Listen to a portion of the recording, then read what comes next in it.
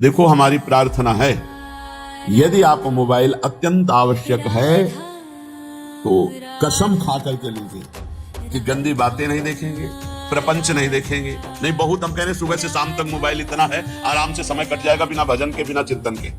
देखते रहो, इतनी रीलें, इतनी सब प्रपंच भरे हैं और प्रायः चूक हो रही है। दिव्य समय को व्यर्थ किया जा रहा है इन बातों से। बैठे बैठे जो बस मोबाइल में लगे हैं, मोबाइल में ऐसे अंगुली ऐसे करते रहते हैं, वो गया फिर दूसरा फिर तीसरा, क्या मिलेगा आपको? आपका समय नष्ट हो रहा है। अच्छा, घर परिवार से जब वैरागी हो गए हो तो बात क्यों करते हो? क्या जरूरत है? अरे भगवान को समर्पित कर दिया, वो देखें। या तो वैरागी न बनो, जाओ कपड़ा लत्ता पहनकर घर में मेहनत करो, माता पिता की सेवा करो, परिवार का सेवन भगवत भाव से करके, भजन करके, भक्ति के द्वारा भगवान को प्राप्त करो। दो मार्ग है, एक निवृत्ति और एक प्रवृत्ति। अब मार्ग तो रखो, निवृत्ति का कार्य कर रहे सब, प्रवृत्ति के तो कैसे बात बनेगी? अपने मार्ग में चलो। अगर घर से प्रवृत्ति मार्ग से निकल पड़े हो, निवृत्ति मार्ग में आ गए हो घर की स्वीकृति लेकर के, तो फिर अब चाहे मर जाए कोई, अब दोबारा उसकी स्मृति नहीं और वहां जाना नहीं। ये नियम लो, परमार्थ के नियम हैं। देखो, अगर गलती हो जाती है तो मेरे से, अगर अच्छाई है तो मेरे गुरुदेव की। ये उपासक सच्चे मार्ग में जो चलता है उसके हृदय की गति होती है। गुण तुम्हार समुझे निज दोषा। अगर गलती हो गई तो मेरा अपराध है, अगर अच्छाई बन गई तो मेरे गुरुदेव भगवान, मेरे इष्ट देव की कृपा। ऐसे ही सम्मान हो रहा तो इष्ट देव गुरुदेव का, और अपमान हो रहा तो मैंने कोई गलती की है पूर्व में, उसका प्रायश्चित हो रहा है। इसमें तर्क वितर्क की जरूरत नहीं, ये परमार्थ है। श्रद्धा और विश्वास से चलो, लाभ प्राप्त हो जाएगा। मान और अपमान में हम बराबर अपने हृदय को समान रख पावे, हमारे हृदय का आनंद, हृदय का भगवत चिंतन न छूटने पावे, न मान में न अपमान में। तुल्यो मानावमानो कुरु भज सतताम, स्तोत्र दुर्वाच्य कोट्यो। यदि कोई हमें दुर्वचन बोलता है, सच्ची मानिए, सम्मान से हृदय में एक भय प्रकट हो जाता है। जब कोई स्तुति करता है, बड़ाई करता है, तो हम कमजोर हो जाते हैं। हमें डर लगने लगता है कहीं निंदा ना हो जाए, कहीं कोई हमारा अपमान न कर दे, कहीं कोई हमारे प्रति गलत ना बोल दे। बिल्कुल नहीं, ये सम्मान भोक्ता के होने के कारण आपको भय लगा है, नहीं तो आप निडर हो जाएंगे। कोई गाली दे रहा है, ये उसकी रुचि है। गाली बोल रहा है, उसका स्वभाव है, उसकी रुचि है, उसकी मति है, उसकी रुचि है। हमें अपने प्रभु में मगन रहना चाहिए। दुर्वाच्य कोटियों करोड़ों गालियां दे हैं, फिर भी हमारे हृदय में उसके प्रति द्वेष भाव न हो, द्रोह भाव न हो। और स्तुति खूब आपकी स्तुति करे, लेकिन आपका प्रिय भाव नहीं होना चाहिए। स्तुति करने वाले पर प्रिय भाव और निंदा करने वाले पर अप्रिय भाव, ये संसारी पुरुष में होते हैं, भक्तों में नहीं होते। भक्तों में क्या भाव होता है?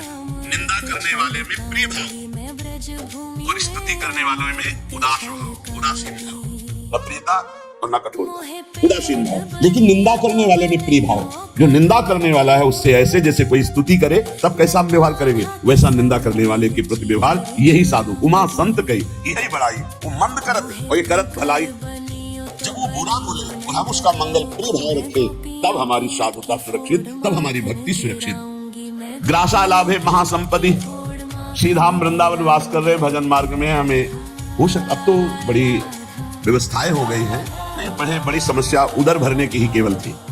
मथुरा और दूर दूर जाकर के टुकड़े मांग करके रसिक महापुरुषों ने उदर पोषण किया है।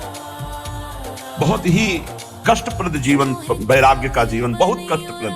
अब तो हर सुविधाएं भगवान दिए, फिर भी अगर भजन न हो, भगवत प्राप्ति की प्रबल इच्छा ना हो, तो फिर जीवन ही बेकार है। बहुत कष्टप्रद जीवन व्यतीत करे महापुरुष जो पीछे हो गए। बड़े बड़े मच्छर, क्योंकि खूब लताएं थी, सांप बिछी, खाने पीने की व्यवस्था नहीं, कोई रहने की व्यवस्था नहीं। आज इस वृक्ष के नीचे, कल उस वृक्ष के नीचे, भारी कष्ट सहते हुए प्रियालाल के लिए हर समय तड़पते रहते, रोते रहते। तो आज तो हमें भगवान ने बहुत सुविधा दे दी, ना भूख का चिंतन करने की, ना वास की चिंतन की, ना वस्त्र के चिंतन की, ना औषधि के चिंतन, सब व्यवस्था प्रभु की। अब अगर भजन न हुआ, भगवत चिंतन न हुआ, तो फिर धिक्कार है जीवन को। प्रभु ने सब जो चिंतन करने के अवसर थे, सब वो बंद कर दिए। आपको अपने वस्त्र का चिंतन करने की जरूरत नहीं कि कैसे तन ढके, आपको पेट भरने का कैसे पेट भरे, आप कहाँ वास करें, इसका भी, आपकी औषधि कैसे, इसका भी कोई चिंतन करने की गुंजाइश नहीं। अब तो अनन्य चिंतन मां, अब अनन्य चिंतन करो, क्योंकि वो योग से उनका वाहन स्वयं कर रहे। तो कहने ग्रासा लाभ है, यदि एक कौरा अन्न मिल जाए 24 घंटे में, तो उतने में ही प्राण पोषण हो जाएगा, और रात दिन भजन करो।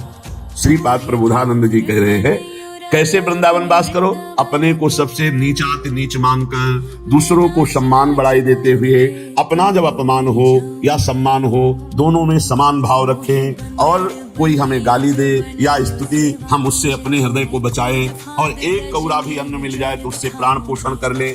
और दिट सुहृद तुल्य भावः, बहुत बढ़िया बात है। परिवार की ममता छोड़, रात दिन अगर परिवार से बात, रिश्ते नातेदारों से बात करोगे मोबाइल रख करके, तो और किसी की हानि नहीं कर रहे, आप अपनी हानि कर रहे हैं। निवृत्ति परक जो आपका जीवन है, और बहुत सावधान। हमें लगता है कि अगर सुनने के लिए तो और यंत्र ले लो, सत्संग भर लो। एक चिप में 300 घंटे के सत्संग है, 300 घंटा सत्संग। हमें लगता है कि अगर एक सत्संग 1 घंटा का रोज सुनो तो 365 दिन साल में होते, तो 1 साल 1 चिप चलेगी, सुनने वाला रख लो। और अगर आपका बहुत ऐसा है कि आप कोई अलग रहते हैं और आपको सिलेंडर इन सब की जरूरत है, तो एक 2000 वाला मोबाइल रख लो। ये टच वाला क्यों रखते हो?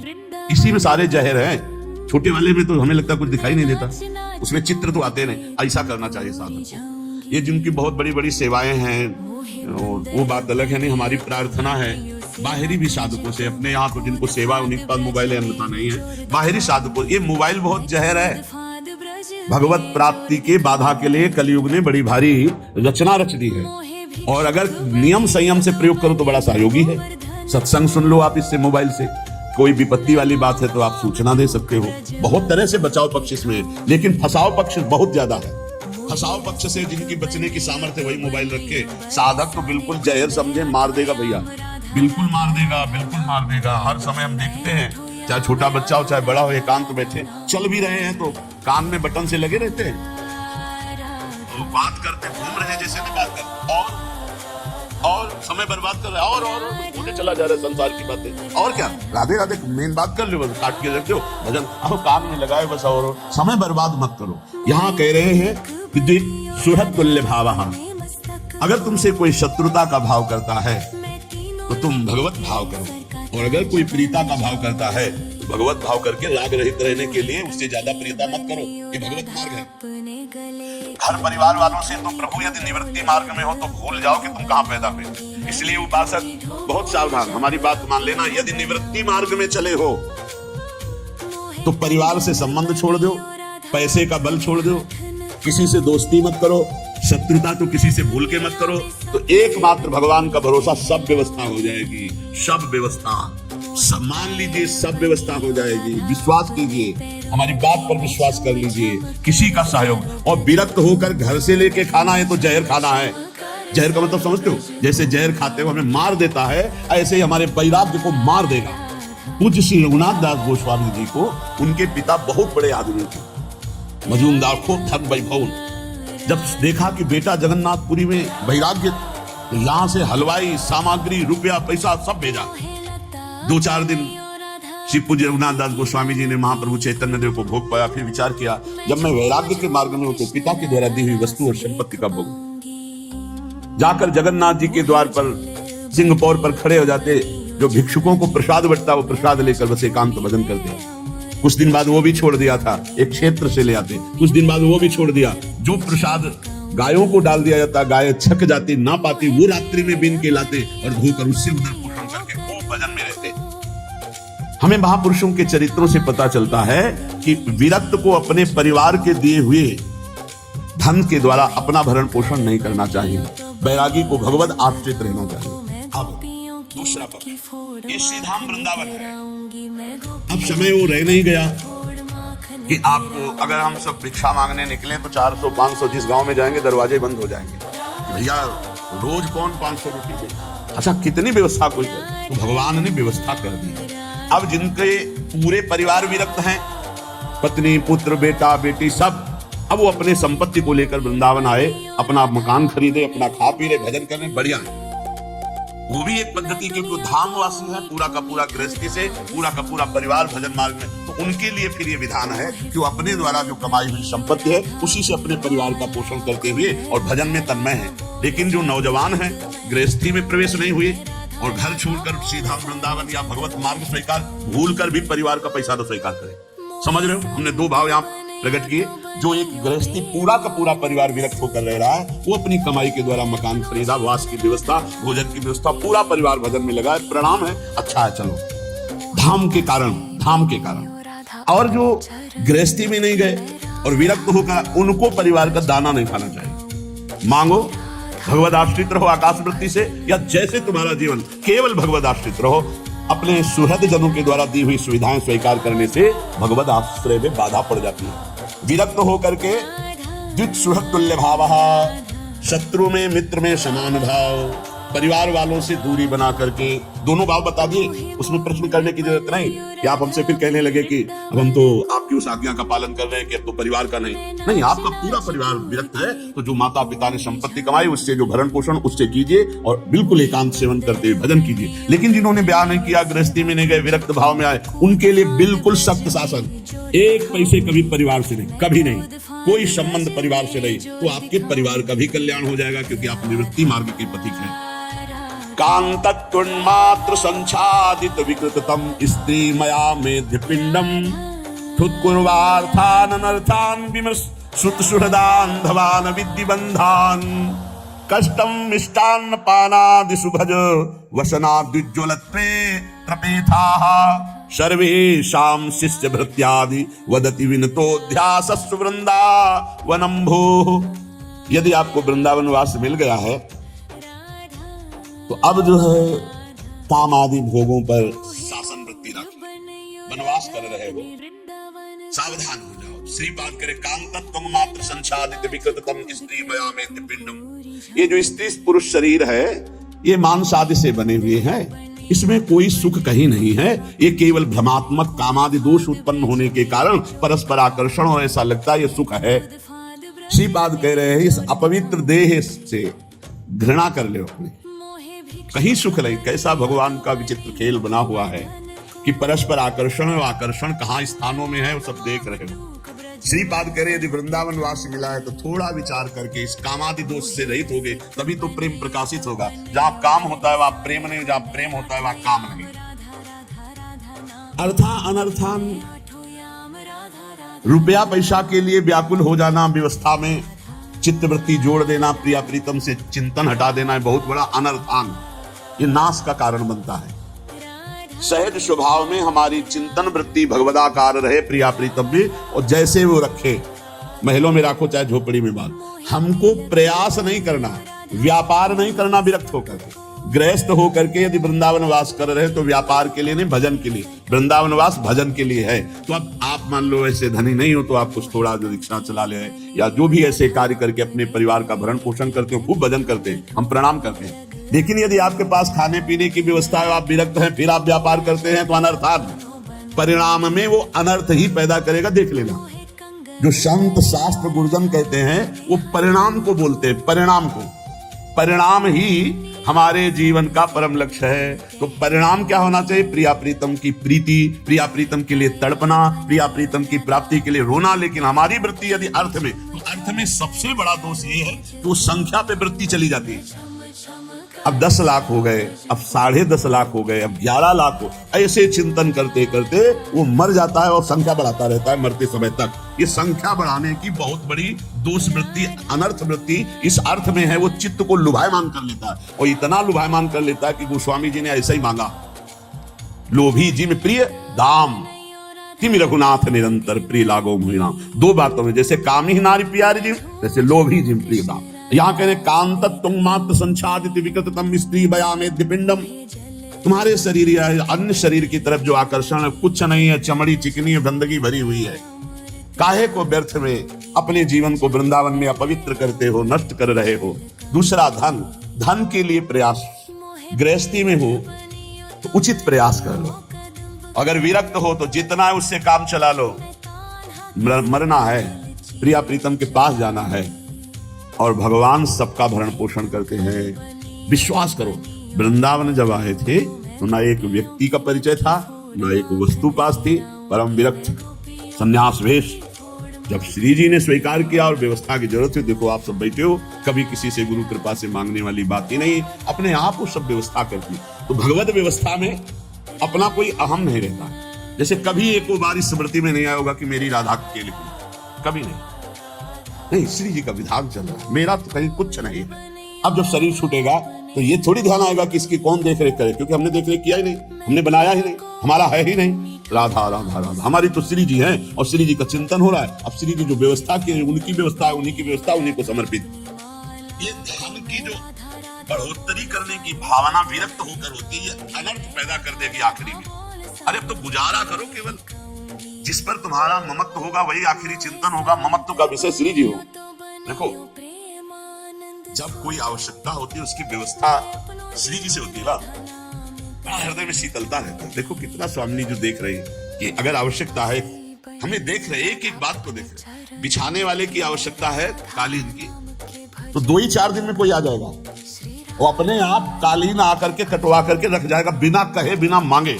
और उसे पूछो, कुल 2-3 दिन से चिंतन चल रहा था कि क्या सेवा, क्या से हमारे मन में आया कि ये सेवा तो स्वीकार कर लेंगे और हम ये ले, तभी लोग कहते हैं इतनी बड़ी कालीन आई। हम कहा हाँ, बिछाने के लिए सत्संगियों के श्री जी अपने आप जो विश्वास, तब आपको पता चलेगा श्री जी की जिम्मेवारी है योगक्षेमम वहाम्यहम्, तो वो देखो कर रहे, तुम्हारी जिम्मेवारी है अनन्य चिंतन तो बाम, तुम अनन्य चिंतन श्री जी का करो, वो तुम्हारी सब व्यवस्था को देख रहे। निवृत्ति परक, और जो गृहस्थी में है तो उचित कर्मों का धर्मानुष्ठान करते हुए अपनी जीवन यात्रा को पूरी करें। जो अर्थ है वो अनर्थ का स्वरूप है, अनर्थ का स्वरूप। यदि वो भगवद आश्रित होकर जिए, अर्थ के आश्रित नहीं, अर्थ आश्रित हो गए तो अनर्थ पैदा कर देगा। अभी बातें केवल जीवन में उतार ले तो भगवत प्राप्ति बिल्कुल नजदीक है। सुत सुहृदान धवान विद्धि बंधान, ये स्त्री पुत्र आदि का राग अंधा कर देता है, अज्ञान अंधकार में बांध देता है। बहुत विचित्र है, भगवान कृपा करे। इसीलिए कहा है गृह कारज नाना जंजाला, तेति दुर्गम शैल विशाला, ये शरावत अति कठिनाई, राम कृपा बिनु आए न जाई। बिना भगवान की कृपा के न संत समागम मिलता है, न भजन मिलता है। ऐसे लोग फंसे हुए हैं, बस वही लड़का बच्चा परिवार, उनको यही लगता है बस यही जीवन है, यही सब कुछ है। पहली बार मानव सृष्टि में जन्मे उनको ऐसा लग रहा है। हाँ, जरा सा शरीर में कुछ हो जाए हाहाकार मच गया। लड़का के कुछ हो जाए तो लड़का भी परेशान, पिता भी परेशान, पूरा परिवार परेशान। अरे थोड़ा धैर्य पूर्वक सोचो, तुम जन्मे किस देश में हो? इसका नाम है मृत्यु देश। मृत्यु लोग, कोई न कोई कारण बनेगा, कोई न कोई मरेगा, कोई न कोई जाएगा, कोई न कोई आएगा। ये आना जाना इस देश में लगा हुआ है। इसलिए भाई यहाँ कमाने आए हो, कमा लो। कौन सा धन? अविनाशी धन, भगवत नाम, भगवत रूप, भगवत लीला, भगवत धाम। कह रहे हैं कि जो स्त्री पुत्र सुहृद आदि में आसक्त चित्त है, अंधे हो जाते हैं। इनको मृत्यु का भय नहीं रह जाता, इनको ये नहीं दिखाई दे रहा मैं किस लिए आया था, क्या कर रहा हूं। हम ये नहीं कह रहे कि सब विरक्त हो जाओ, हिम्मत ही नहीं विरक्त होने की, तो कम से कम उनमें भगवत भाव करके नाम जप करते हुए धर्म पूर्वक रहो तो तुम्हें वही कृपा प्राप्त हो जाएगी। पर नहीं, जो धर्म पूर्वक चलता है वहां सुख होता है, अधर्म में सुख नहीं है। इसलिए कह रहे सुत सुहृद बांधवान विद्धि बंधान, ये बड़ा बंधन है अज्ञान अंधकार का। इसी बंधन से मुक्त होने के लिए तुम्हें मनुष्य शरीर मिला है। कुछ लोग कहते हैं, बड़े प्रश्न करता है, हमें लगता है कि भगवान आकर के सबको समझावे तो भी प्रश्न खत्म नहीं होंगे। प्रश्न करते हैं कि आप कहते हो अन्य योनियों से कोई कर्म होते नहीं, मनुष्य योनि बड़ी दुर्लभ है, तो फिर ये भोगना कौन से कर्म का पड़ता है? आप कहते हो पीछे के कर्मों का भोग रहे हो।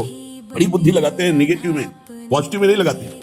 भैया कोई पहली बार मनुष्य बने हो, लाखों करोड़ों असंख्यों बार मनुष्य बन चुके हो। भगवान ने आपको हर बार चांस दिया है, लेकिन आप हर बार वही चूक करते हो जो इस बार भी कर रहे हो। इस बार तो होश में हो जाओ। एक एक कर्म का बहुत बड़ा बड़ा दंड मिलता है। यही देख लीजिए, 10 मिनट को कर्म हुआ और उसका फल आजीवन कारावास, 1 लाख रुपया जुर्माना। अब विचार करो, एक कर्म, ऐसे तुमसे लाखों अरबों पाप अपराध हुए हैं। अन्य योनियों में भटकते भटकते देखकर फिर हरि कृपा करते, फिर मनुष्य जन्म देते, पर फिर वही चूक कर देता है, फंस जाता है अपने परिवार के राग में, पापाचरण करने लगता है। इसी बात कह रहे हैं, कष्टम मिष्टान्न पानादिषु भज वसनाद्विज्ज्वलत्वेत्रपेताः। यदि तुम्हें अच्छे अच्छे पदार्थ वृंदावन में खाने को मिले तो कष्ट मान करके उनको छोड़ दो, क्योंकि ये भजन नहीं होने देंगे, अच्छे पदार्थ नहीं होने देंगे, डंडा चलवाएंगे, एक दूसरे की खोपड़ी फुरवाएंगे। जब तुम्हारा अर्थ पे बुद्धि रहेगी, स्वादिष्ट अन्न पे बुद्धि रहेगी, हम आपको सच्ची कहते हैं, जो अर्थ पे बुद्धि रखते हैं विरक्त होकर, वो घर पैसे भेजते हैं। क्योंकि पैसा जब एकत्रित होगा, सुख सामग्री एकत्रित होगी, तो वो घर ले जाने, क्योंकि वही राग है, प्रभु से तो अनुराग है नहीं। और कुछ ऐसे हैं जिनका प्रभु से अनुराग है। हमने देखा बिहारी जी के दरवाजे पे बैठ के पद गाया करते थे, बड़े सुंदर सुंदर महापुरुषों के, रहीम जी के, रसखान के, बड़े बड़े महापुरुषों, उनको जो पैसा मिलता उससे जीवन यापन करते, जो बचता तो राम जी भाई सत्संग भवन में एक दिन बहुत सुंदर प्रसाद सबको पवाया जा रहा था भक्तों को, तो पूछा कि वो महात्मा जो है सबसे हाथ जोड़ जोड़ दूंगा, ये महात्मा बोले यही तो करवा रहे हैं भाई, तो भिक्षावृत्ति से जीते, बोले जो बच जाता है उससे। ऐसे कुछ ऐसे विरक्त भिक्षुक स्वभाव वाले महापुरुष कि अपना शरीर पोषण किया और से संतों की सेवा में, नहीं तो घर की प्रियता आती है, विरक्त होकर घर पैसे भेजने का मतलब है कुल परिवार का पतन, कुल परिवार का पतन। साधु भाव में आकर के, भगवत भाव में आकर के जो हमको धन मिलता है वो संत सेवा के लिए, भगवत सेवा के लिए। यदि चाचा भतीजा और इनको सब ना नरक ही जाना पड़ेगा, पक्की बात समझ लो, दुर्गति पक्की है। इसके लिए हमें एक प्रमाण मिला, भक्तमाली जी महाराज वो पधार चुके, वो बता रहे थे कि स्वप्न में एक बड़े महापुरुष वो अपने भाई को कुछ लाख रुपए दिए थे, वो आके महान थे बहुत बड़ी जगह के, तो उनके भाई आए और बोले बेटी का ब्याह इतने लाख रुपया दे दो, बाद में हम ब्याज सहित दे देंगे, तो उन्होंने दे दिया। अब उनको लगा मेरे भाई का क्या देना है, वो 2-4 बार कहे वो दिया तो नहीं, तब तक उनका शरीर पूरा तो वो प्रेत योनि को प्राप्त है। अब और भी जो लीला हुई हो, फिर उन्होंने स्वप्न में आकर भक्तमाली जी से कहा कि हमारा ऐसा ऐसा ऐसा, आप वो पैसा निकलवा कर भाई से और संत भंडारा कर दो तो हमारी मुक्ति हो जाए। ये एक एक रुपया जो श्री जी के लिए आवे, जो संत सेवा के लिए आवे, जो गौ सेवा के लिए, जहां जिसके लिए आया उसको वही खर्चा कर दो तो आपका सेवा बन जाएगी और भगवत मार्ग। तो ये कह रहे हैं कि जो मिष्ठान आदि है, अच्छे अच्छे पदार्थ, ये बहुत होश में खाओ पियो, ये कर्जा है अगर भजन नहीं होगा तो। हाँ पक्का समझ लो कर्जा है, ये बुद्धि खराब कर देगा, भजन नहीं होने देगा। इसलिए श्रीपाद करे कष्टम मिष्टान्न पानादिशु। जब आप ब्रह्मचारी रहेंगे तो आपके शरीर में जैसे कोई इंजेक्शन लगा देना बिजली दौड़े, ऐसे शरीर में एकदम बिजली दौड़ती है। बहुत होश में खान पान करो, रूखा सूखा खाए के, ठंडा पानी पियो। सत्संग को ये भगवत प्राप्ति के लिए है, तो इन बातों को मानिए आप। ये अच्छे पदार्थ दूसरे का कर्जा लेना है, ये ना समझो कि अरे बहुत। पंडित रामकृष्ण बाबा जी जब राधा रमन जी दर्शन करने गए, उनके चरित्र में आता है, दो ना भर के बोले, उनका जय जय हमें तुलसी दल और चरणामृत दीजिए, ये और किसी को दीजिए, हमें तुलसी दल दीजिए जो चरणों में चढ़ी और चरणामृत दीजिए। पंडित रामकृष्ण बाबा नहीं जय जय। मिष्ठान आदि खाने में कष्ट मानिए। तो आप प्रियालाल को देखने निकले थे, भंडारा देख लीजिए, बहुत समझ के चलने का। हाँ देखो कुछ बातें ऐसी जो समझ में आनी चाहिए, ये भंडारा सच्ची मानिए। जब आप हमें कह रहे खाओ विरक्त हो, एक जगह चले जाओ, कम पैसे वाली सामग्री पालो, दिन भर भजन करो, कुछ नहीं परेशानी होगी। अब 4 जगह भंडारे जाओगे, हर जगह की दक्षिणा लोगे, तो सच्ची मानो भजन नहीं होगा। क्यों 4 जगह गए, एक जगह पेट भर लो, दक्षिणा मत लो। जरूरी है अगर आपको बिजली पानी खर्चा की तो दक्षिणा ले लो, एक जगह चले जाओ, जो पद्धति है। मिष्टान खाने में कष्ट माने कि ये हमारे भजन को छीन कर दे। खूब अनुभव की बात कह रहे हैं, महापुरुषों के अनुभव की बात है। रूखा सूखा खाओ, प्राण निकल, काहे को लकड़ी का वजन बढ़वाओगे, जितने शरीर में चर्बी होगी उतने ज्यादा लकड़ी लगेगी। हल्का शरीर रहेगा कम लकड़ी लगेगी। आखिरकार जलाना ही है, इसको जलना ही है। और पावर तो ब्रह्मचर्य है, जो ब्रह्मचर्य से रहता है अपार सामर्थ्य उसमें रहती है, देखने की, सुनने की, बोलने की, चलने की, फिरने की, उठने की। शरीर में बिल्कुल कोई भयानक रोग प्रारब्ध साथ हो तो भी कोई कष्ट उसको गिरा नहीं सकता। ब्रह्मचर्य एक अमोघ शक्ति। और ब्रह्मचर्य छीन है तो जवान है, कमर में दर्द, गांठ में दर्द, 24-25 की अवस्था गांठ में दर्द। ये तो 70-80 वालों के कि अब बुढ़ापा आ गया, गांठ में दर्द है। बोले ग्रीस खत्म हो गई गांठ की। अब हमको तो ज्यादा अंग्रेजी आती नहीं, हम उसको वैसे ही कहते हैं ग्रीस। अब जो भी हो, बोले गांठ की वो चिकनाहट, ग्रीस खत्म हो गई। तुम्हारी गांठ में जो ब्रह्मचर्य रूपी ग्रीस थी उसी को नष्ट कर दिया, तो जोड़ों में कहां से पहुंचे? सब पावर उसी से बनता है। जितने भाई चाहे गृहस्थ हो चाहे विरक्त, बहुत सावधानी से ब्रह्मचर्य का रक्षा का भाव रखो, ये तुम्हारे जीवन को बहुत उत्तम बना देगी। विश्वास कीजिए, हाँ बहुत ही कीमती वस्तु है, बहुत कीमती वस्तु है। ब्रह्मचर्य पर ध्यान दीजिए। ब्रह्मचर्य जो है, अधिक मीठा खाने वाला ब्रह्मचारी नहीं रह सकता, पक्का नहीं रह सकता। काहे को अपने अमूल्य जीवन को इधर उधर नष्ट करे। अब कह रहे हैं विरक्त होकर कीमती वस्त्र वसनाद्युज्ज्वलते त्रपेथा। जब अच्छे वस्त्र पहनने की बात आवे तो शरीर कंपायमान हो जाए। त्रपेथा, कम पैसे वाली वस्तु का प्रयोग किया जाए, जितने कम से काम चल जाए। अपने जहां तक सर भाव है, अपने प्रयोग में आने वाली कम, पूरे जीवन में मार्किन ही नीचे की, ऊपर जो वस्त्र गुरुदेव प्रदत्त की वही है। नहीं तो भगवा वस्त्र गेरू से रंग के पूरे जीवन। अब तो शरीर अस्वस्थ है इसलिए, और ऐसी भीड़ है कि अगर हम अभी पैदल दोबारा वापस जाएं तो दोबारा उतनी रस्सी, उतने आदमी और उससे ज्यादा आदमी खड़े हो जाएंगे। जब गाड़ी से लौटते तो इतने भीड़ लगी रहती है। नहीं, आप क्या समझते, दुर्भाग्य है गाड़ी घोड़ा, हमारा कोई अभिमान का विषय थोड़ी है। अभिमान का विषय नंगे पैर, फटे पुराने कपड़े, भिक्षान्न से शरीर पोषण। अब आपके हवाले, महलों में रखो चाहे झोपड़ी में, जैसे चाहो। नहीं, हमें केवल प्रवचन नहीं कर रहे, जीवन है। अत्यंत उज्ज्वल वस्त्र, कीमती वस्त्र, विरक्त भेष, बिल्कुल नहीं। बोले शरीर कांप उठना चाहिए। और कहते सर्वेशाम शिष्यावृत्त्यादि वदति विनतोऽध्यासस्व वृंदावनम भो। सबके आगे ऐसे व्यवहार करो जैसे गुरु के आगे किया जाता है, शिष्य की भांति। सर्वेशाम शिष्यावृत्त्यादि वदति विनतोऽध्यासस्व वृंदावनम भो। सबके सामने वृंदावनवासी, वृंदावन के जो जन हैं, सबके सामने एक शिष्य जैसा बर्ताव करो, दीन भाव से। तो इसी जन्म में श्री प्रिया प्रीतम की कृपा से प्रियालाल के साक्षात्कार का संयोग वृंदावन बना देगा। बहुत कृपा है। यदि ये रहनी जो श्रीपाद कह रहे, ये रहनी हमारे जीवन में आ जाए तो वृंदावन वास करते हुए बहुत जल्दी भगवत साक्षात्कार हो जाए।